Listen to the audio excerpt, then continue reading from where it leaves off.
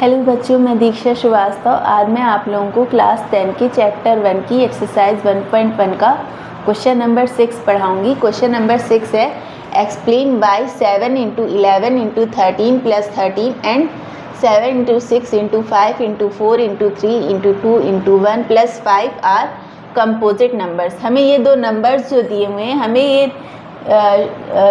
बताना है कि ये क्यों कंपोजिट नंबर है।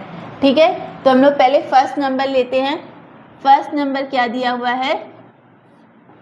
7 इंटू 11 इंटू 13 प्लस 13। ये कंपोजिट नंबर क्यों है, हमें ये बताना है। ठीक है, तो सबसे पहले हम लोगों को ये देखना पड़ेगा कि कंपोजिट नंबर क्या होते हैं। ठीक है, तो कंपोजिट नंबर वे नंबर होते हैं जिनके 2 से ज़्यादा फैक्टर हों। ठीक है, मतलब हर नंबर के 2 फैक्टर तो होते ही हैं।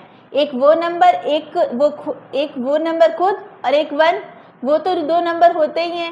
और जिन नंबर के सिर्फ केवल 2 फैक्टर होते हैं उनको हम लोग प्राइम नंबर कहते हैं। और जिन नंबर के 2 फैक्टर से ज़्यादा फैक्टर होते हैं उनको हम लोग कंपोजिट नंबर कहते हैं। जैसे कोई भी कंपोजिट नंबर आप ले सकते हैं 40। ठीक है, तो इसके अगर हम फैक्टर करेंगे तो इसके फैक्टर क्या आएंगे?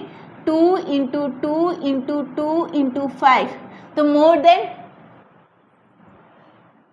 देन कितना, मतलब मोर देन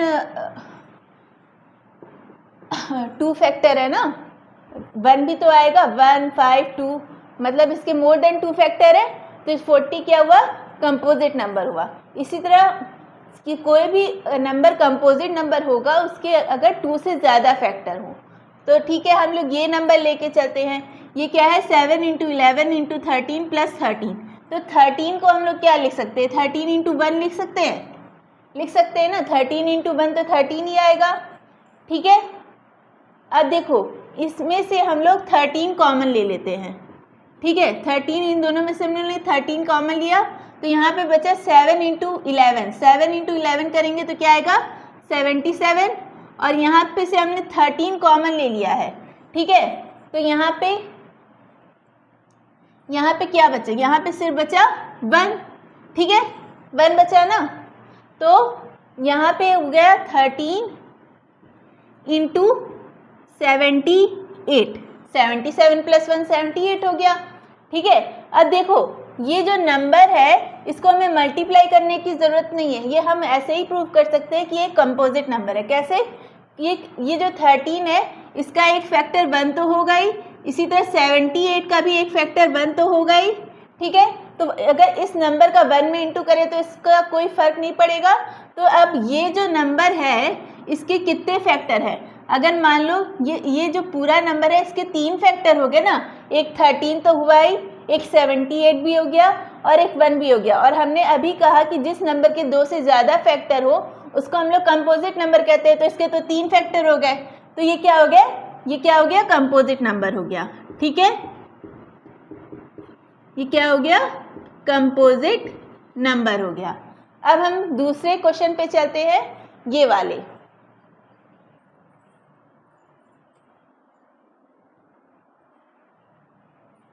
इसको आप लोग नोट कर लीजिए।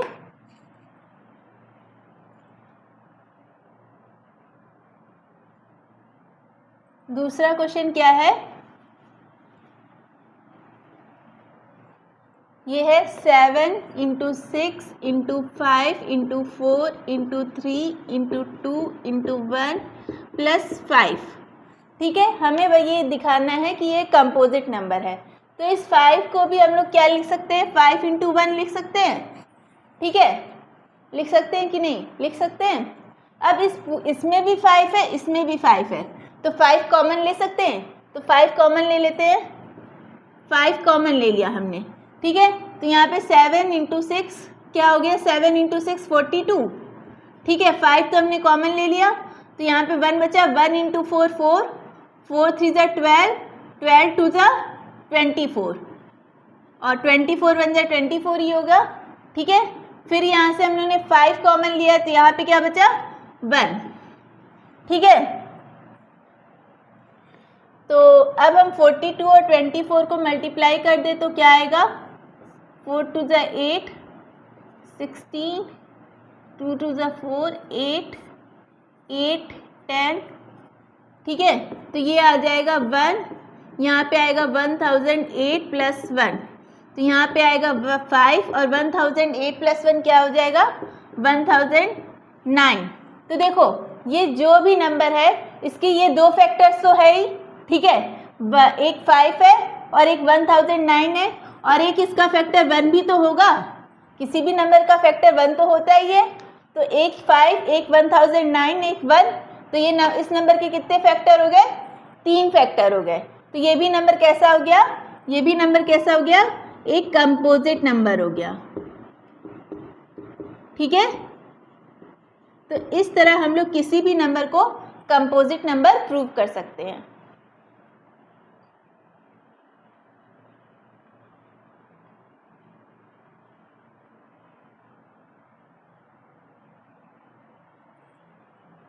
तो अगर आप लोगों को मेरा वीडियो पसंद आता है तो प्लीज़ लाइक, शेयर और सब्सक्राइब करें। अगर आप लोग मेरे चैनल पर नए हैं तो ज़रूर से ज़रूर सब्सक्राइब करें और कमेंट करें। Thank you.